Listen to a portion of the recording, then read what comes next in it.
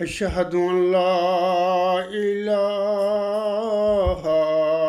إلا الله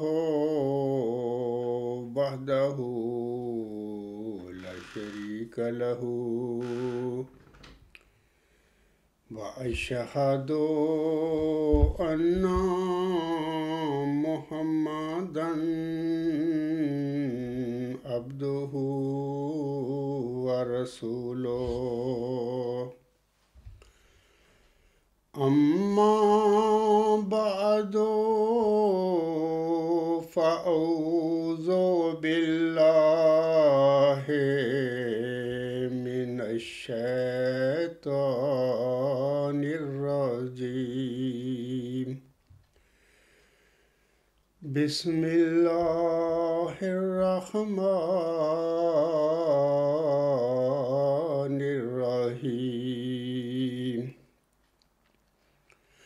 الحمد لله رب العالمين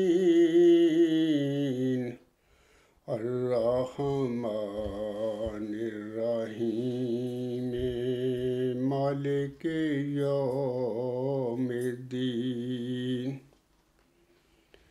إياك نعبد وإياك نستعين اهدنا الصراط المستقيم صراط الذين أنعمت عليهم صراط الذين أنعمت عليهم غير المغضوب عليهم ولا الضالين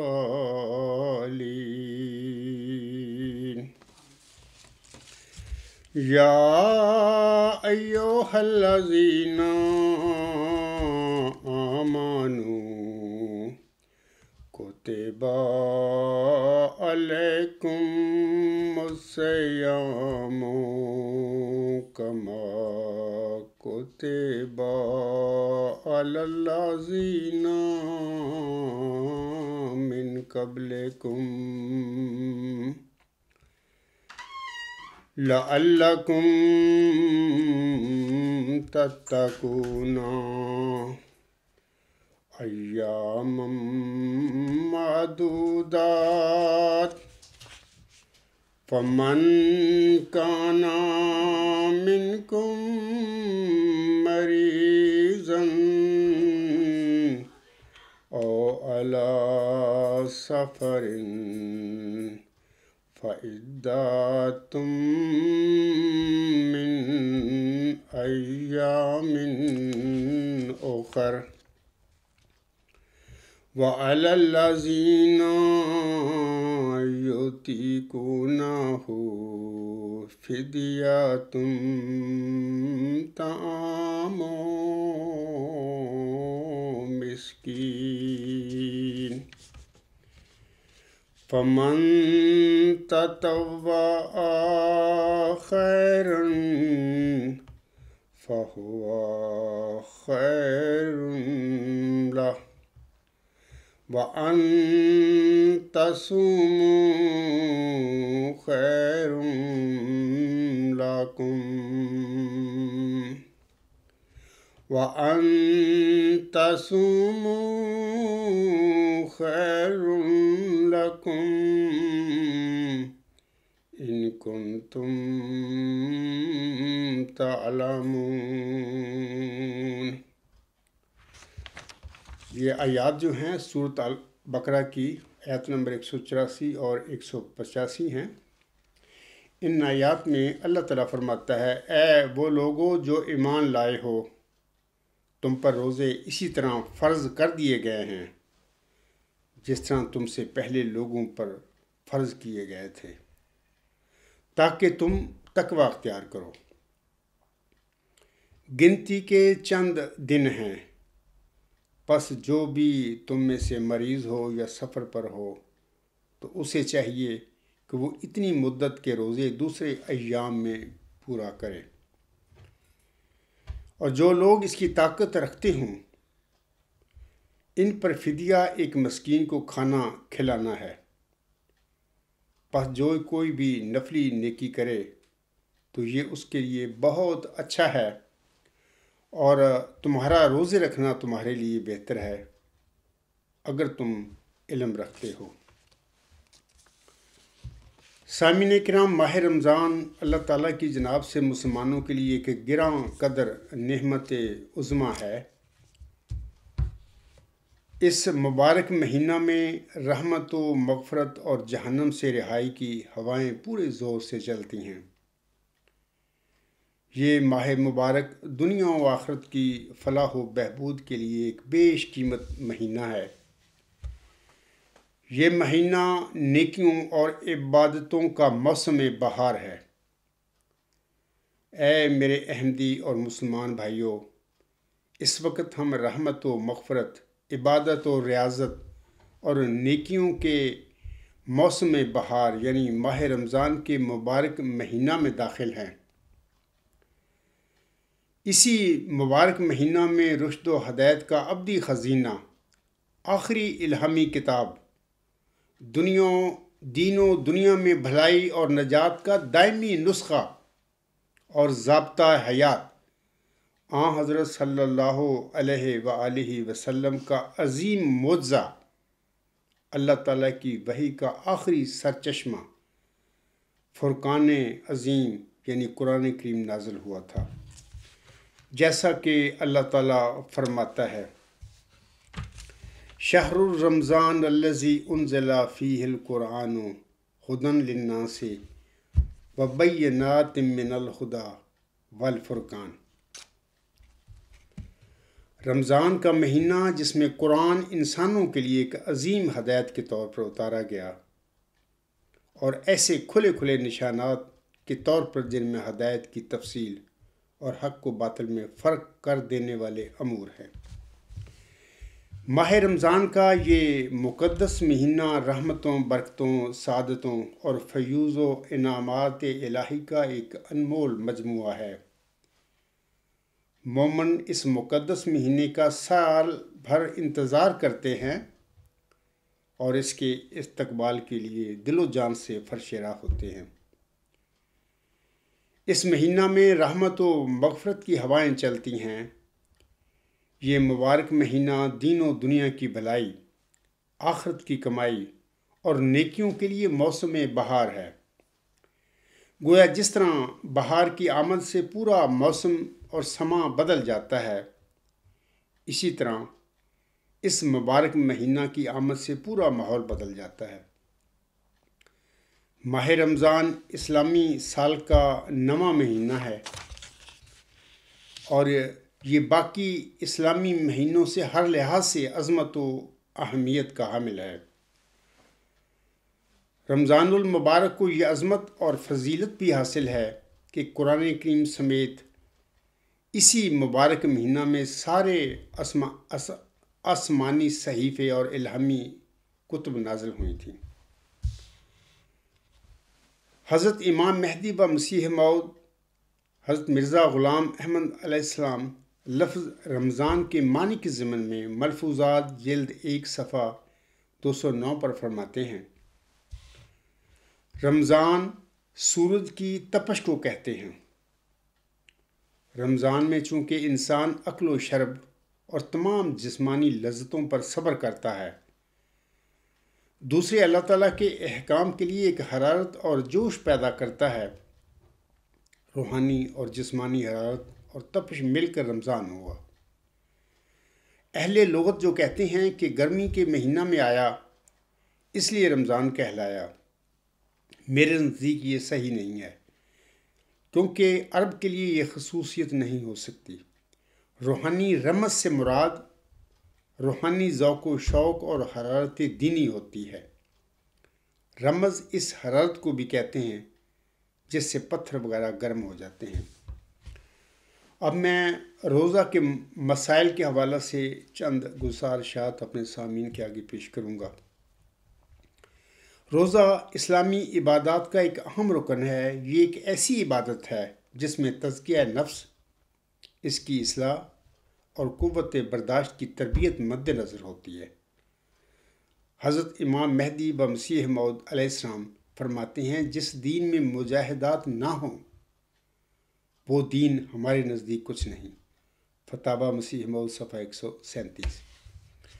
صوم یعنی روزہ کے لغوی معنی رکنے اور کوئی کام نہ کرنے کے ہیں۔ شرعی اصطلاح میں طلوع فجر یعنی صبح صادق سے لے کر غروب آفتاب تک عبادت کی نیت سے کھانے پینے اور جماعت سے رکنے کا نام صوم یا روزہ ہے۔ جیسا کہ اللہ تعالیٰ سورۃ البقرہ کی آیت نمبر 188 میں فرماتا ہے،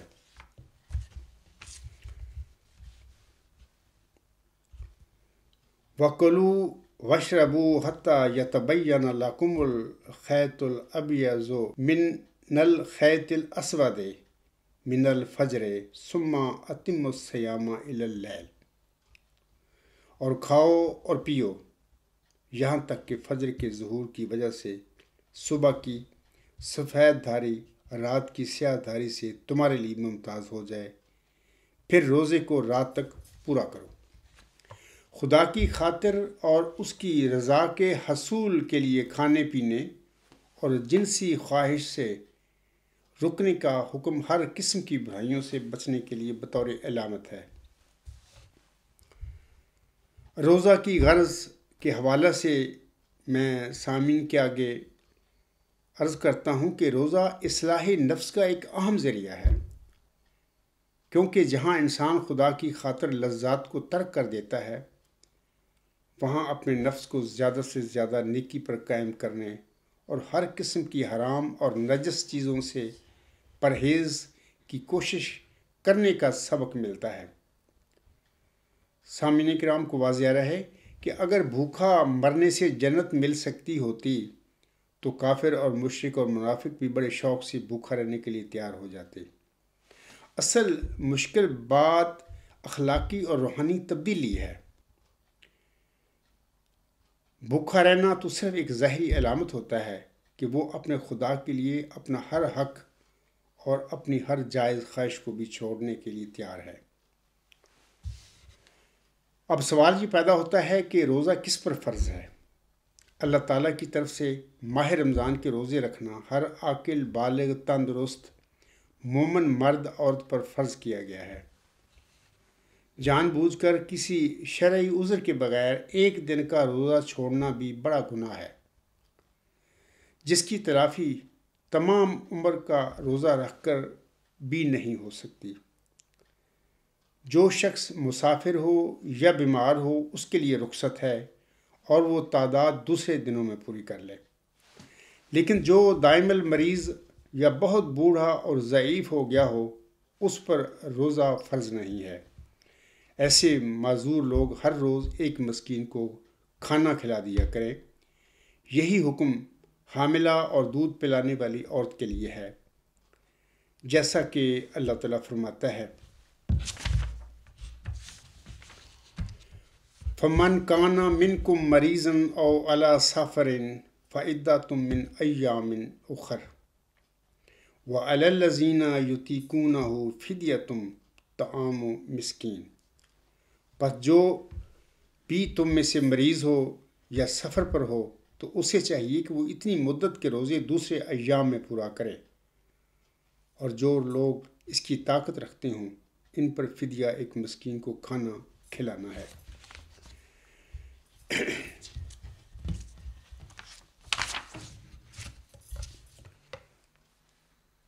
سامعین کرام، سفر میں روزہ کی 4 صورتیں ہیں جن کا میں اب ذکر کرتا ہوں۔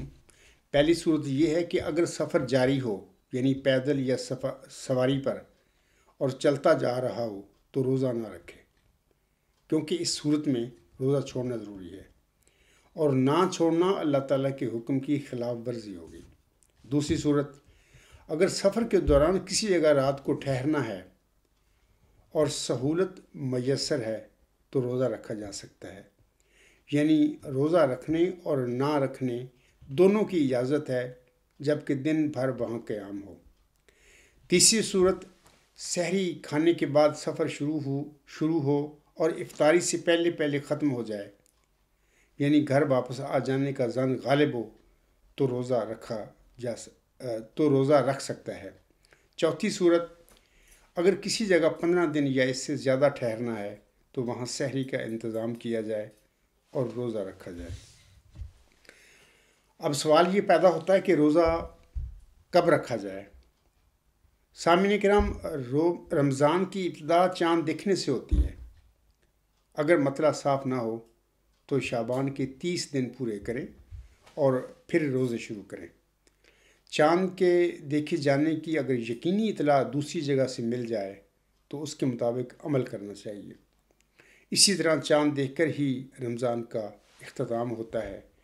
اگر مطلع ابر آلود ہو تو رمضان کے 30 دن پورے کریں، سوائے اس کے کہ کسی جگہ سے چاند دیکھے جانے کی یقینی اطلاع موصول ہو جائے۔ اب میں نواقض روزہ کے حوالہ سے چند باتیں سامعین کے آگے کرتا ہوں۔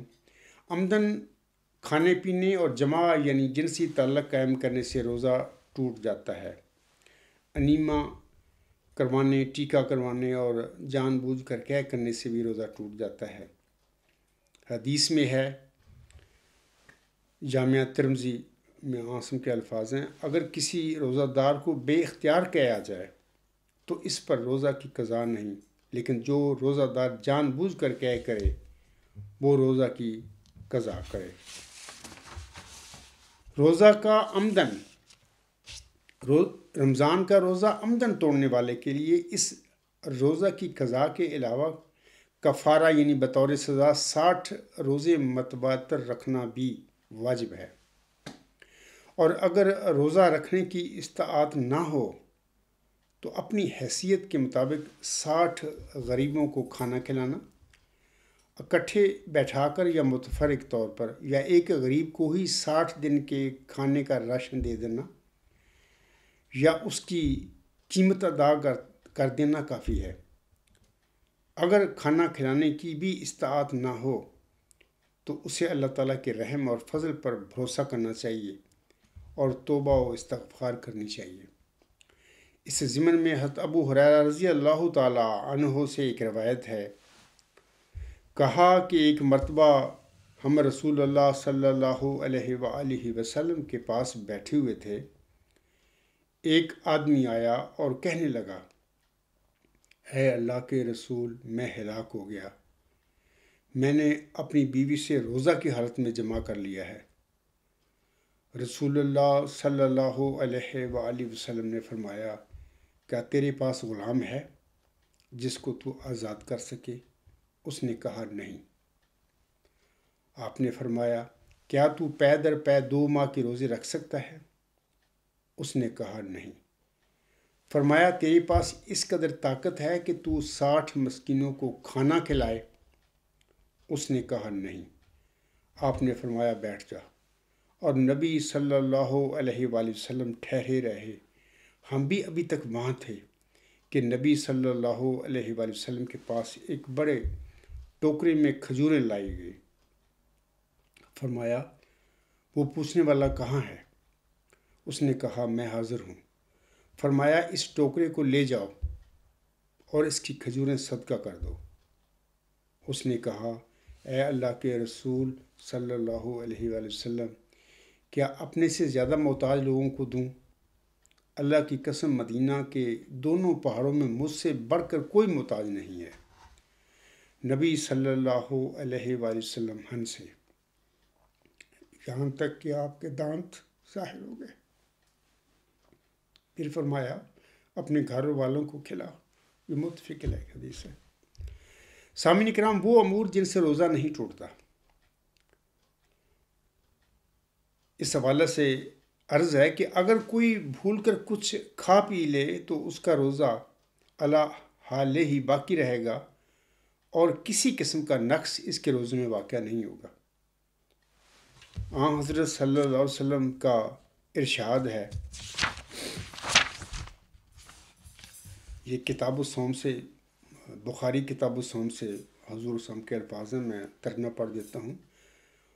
حضرت صلی اللہ علیہ وسلم فرماتے ہیں، اگر کوئی شخص بھول کر روزہ میں کھا پی لے تو اس سے اس کا روزہ نہیں ٹوٹے گا، وہ اپنا روزہ پورا کرے، کیونکہ اللہ تعالیٰ اس کو کھلا پلا رہا ہے۔ اگر بلا اختیار حلق میں یا پیٹ میں دھواں، گرد و غبار، مکھی اور کلی کرتے وقت چند قطرے پانی چلا جائے تو روزہ نہیں ٹوٹتا۔ اسی طرح کان میں پانی جانے یا دوا ڈالنے، بلغم نگلنے، بلا اختیار قے آنے، نکسیر پھوٹنے، دانت سے خون جاری ہونے، چیچک کا ٹیکہ لگوانے، مسواک یا برش کرنے، خوشبو سونگھنے، ناک میں دوا چڑھانے، سر یا داڑھی میں تیل لگانے، بچے یا بیوی کا بوسہ لینے، دن کے وقت سوتے میں احتلام ہو جانے یا سحری کے وقت غسل جنابت نہ کر سکنے کی وجہ سے روزہ نہیں ٹوٹتا۔ اب خاکسار روزہ نہ رکھنے والے جو حضرات ہیں ان کے حوالے سے گزارش کرنا چاہتا ہے کہ رمضان کا روزہ بلا عذر یا معمولی باتوں کو عذر بنا کر ترک کرنا درست نہیں ہے۔ ایسے لوگ جان بوجھ کر روزہ نہیں رکھتے۔ ان کے متعلق حضرت صلی اللہ علیہ وسلم کا ارشاد ہے، من افطر یوم من شہر رمضان من غیر رخصت ولا مریض او فلا یقضیہ ولو صامت دمرا کلہ ولا صام الدہر، مسند دارمی۔ جو شخص بلا عذر رمضان کا ایک روزہ ترک کرتا ہے، وہ شخص اگر بعد میں ساری عمر اس روزہ کے بدلے میں روزے رکھے تو بھی بدلہ نہیں چکا سکے گا۔ اب خاکسار یہاں روزوں کی اقسام کے حوالے سے چند باتیں عرض کرے گا۔ پہلی تو جو ہے قسم فرض روزے ہیں۔ یہ وہ روزے ہیں سامعین کرام جو اللہ تعالیٰ نے مسلمانوں پر فرض کیے ہیں، اور یہ صرف رمضان شریف کے روزے ہیں، یعنی ماہ رمضان میں رکھے جاتے ہیں۔ دوسرے نفلی روزے ہیں۔ یہ وہ روزے ہیں کہ اگر انسان روزہ رکھ لے تو ثواب ملتا ہے، اور اگر نہ رکھے تو کوئی گناہ نہیں۔ حضرت صلی اللہ علیہ وسلم کثرت سے نفلی روزے رکھا کرتے تھے۔ نفلی روزے یہ ہیں: نمبر 1، ماہ شوال کے شروع میں 6 روزے۔ نمبر 2، چاند کی 13ویں، 14ویں اور 15ویں کا روزہ۔ نمبر 3، عرفہ کے دن کا روزہ 9 ذی الحجہ۔ نمبر 4، محرم کی 9ویں یا 10ویں تاریخ کو، یا ہر 2 دنوں کے روزے، ایک دن روزہ رکھنا اور ایک دن افطار کرنا۔ کفارے کے روزے، یہ وہ روزے ہیں سامعین کرام جو کسی حکم کے توڑنے کی وجہ سے یا کسی فرض کے ادا نہ کرنے کی وجہ سے مقرر ہیں، تاکہ اس گناہ کا کفارہ ادا ہو۔ کفارہ کے روزے حسب ذیل ہیں، یعنی اس طرح ہیں۔ نمبر 1، اگر کوئی شخص قسم کھائے اور پھر اس کو توڑ دے تو اس پر لازم ہے کہ وہ 10 مسکینوں کو کھانا کھلائے یا کپڑے پہنائے یا غلام آزاد کرے۔ اگر ان کی طاقت نہ ہو تو 3 دن کے روزے رکھے۔ دوسری، اگر کوئی شخص رمضان کا روزہ عمدن توڑ دے یا کسی مومن کو غلطی سے قتل کر دے اور دیت ادا کرنے کے علاوہ وہ غلام آزاد کرنے کی طاقت نہ رکھتا ہو تو وہ 60 روزے رکھے۔ تیسری، جو شخص اپنی بیوی سے زہار کرے تو اس پر لازم ہے کہ وہ ایک غلام آزاد کرے یا 60 مسکینوں کو کھانا کھلائے۔ اگر ان کی طاقت نہ ہو تو وہ 2 ماہ کے متواتر روزے رکھے۔ چوتھی، اگر کوئی شخص حج اور عمرہ کرے اور قربانی نہ کر سکے تو وہ 10 روزے رکھے، 3 مکہ معظمہ میں اور 7 جب وہ اپنے گھر میں واپس آ جائے۔ اور 5، اسی طرح جس شخص نے احرام باندھا ہو لیکن کسی تکلیف کی وجہ سے احرام کی حالت میں سر منڈوائے تو اس کے کفارہ میں 3 روزے رکھے۔ قضائے روزے، اگر رمضان کا کوئی روزہ رہ گیا ہو تو رمضان کے بعد اس کی قضا فرض ہے۔ اسی طرح نظر کے روزے، اگر کوئی نظر مانے کہ وہ اتنے روزے رکھے گا تو پھر نظر کو پورا کرنا فرض ہے۔ اللہ تعالیٰ سے دعا گو ہوں کہ اللہ تعالیٰ ہم سب کو پوری شرائط کے ساتھ ماہ رمضان کے روزے رکھنے کی توفیق عطا فرمائے، اور اس کے صلہ میں اللہ تعالیٰ ہم سب کی بخشش بھی فرمائے اور ہمیں اپنی رضا بھی عنایت فرما دے، آمین۔ خاکسار روزہ کی حقیقت کے سلسلے میں آخر پر حضرت امام مہدی و مسیح موعود علیہ السلام کی ان الفاظ پر اپنا خطبہ ختم کرتا ہے۔ آپ علیہ السلام ملفوظات جلد 9 صفحہ 122 پر اس حوالہ سے فرماتے ہیں، تیسری بات جو اسلام کا رکن ہے وہ روزہ ہے۔ روزہ کی حقیقت سے بھی لوگ ناواقف ہیں۔ اصل یہ ہے کہ جس ملک میں انسان جاتا نہیں اور جس عالم سے واقف نہیں، اس کے حالات کیا بیان کرے۔ روزہ اتنا ہی نہیں کہ اس میں انسان بھوکا پیاسا رہتا ہے، بلکہ اس کی ایک حقیقت اور اس کا اثر ہے جو تجربہ سے معلوم ہوتا ہے۔ انسانی فطرت میں ہے کہ جس قدر کم کھاتا ہے اسی قدر تزکیہ نفس ہوتا ہے اور کشفی قوتیں بڑھتی ہیں۔ خدا تعالیٰ کا منشا اس سے یہ ہے کہ ایک غذا کو کم کرو اور دوسری کو بڑھاؤ۔ ہمیشہ روزہ دار کو یہ مد نظر رکھنا چاہیے کہ اس سے اتنا ہی مطلب نہیں ہے کہ بھوکا رہے، بلکہ اسے چاہیے کہ خدا تعالیٰ کے ذکر میں مصروف رہے تاکہ تبتل اور انقطاع حاصل ہو۔ پس روزے سے یہی مطلب ہے کہ انسان ایک روٹی کو چھوڑ کر جو صرف جسم کی پرورش کرتی ہے، دوسری روٹی کو حاصل کرے جو روح کی تسلی اور سیری کا باعث ہے۔ اور جو لوگ محض خدا کے لیے روزے رکھتے ہیں اور نرے رسم کے طور پر نہیں رکھتے، انہیں چاہیے کہ اللہ تعالیٰ کی حمد اور تسبیح اور تحلیل میں لگے رہیں، جس سے دوسری غذا انہیں مل جائے۔ میں حضور اسلام کے انہی الفاظ پر اپنے خطبہ کو ختم کرتا ہوں، اور یہ بھی آخر پر اپنے سامعین کو نصیحت کرتا ہوں کہ اپنے وجود میں روزے بھی رکھیں، تقویٰ پیدا کریں، جیسے کہ اللہ تعالیٰ نے اپنی آیات میں یہ فرمایا ہے کہ روزے اس لیے تم پر فرض کیے گئے ہیں لعلکم تتقون، تاکہ تم تقویٰ اختیار کرو۔ تو یہ تقویٰ بڑی عظیم دولت ہے اگر کسی انسان کو اللہ تعالیٰ کی طرف سے میسر ہو جائے، اور یہ کوشش کرنے سے ملتی ہے۔ نیک نیتی سے اللہ تعالیٰ کی راہ میں کوشش کرے اور اللہ تعالیٰ کے احکامات جو بھی ہیں ان پر عمل کرنے کی بات دل و جان کوشش کرے، اور پھر اللہ تعالیٰ سے دعا بھی کرتا رہے کہ اے اللہ مجھے اعلیٰ قسم کا تقویٰ نصیب فرما دے۔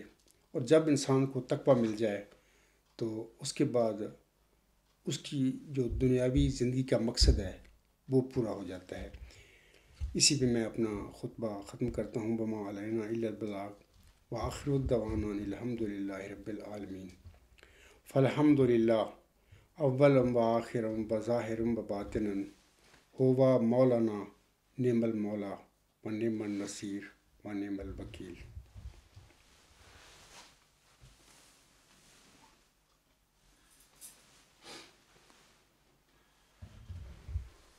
الحمد للہ نحمدہ ونستعینہ ونستغفرہ ونؤمن بہ ونتوکل علیہ ونعوذ باللہ من شرور انفسنا ومن سیئات اعمالنا، من یہدہ اللہ فلا مضل لہ ومن یضللہ فلا ہادی لہ، ونشہد ان لا الہ الا اللہ ونشہد ان محمدا عبدہ ورسولہ۔ عباد اللہ رحمکم اللہ، ان اللہ یأمر بالعدل والإحسان وإیتاء ذی القربى وینہی عن الفحشاء والمنکر والبغی یعظکم لعلکم تذکرون اذکروا اللہ یذکرکم وادعوہ یستجب لکم ولذکر اللہ اکبر.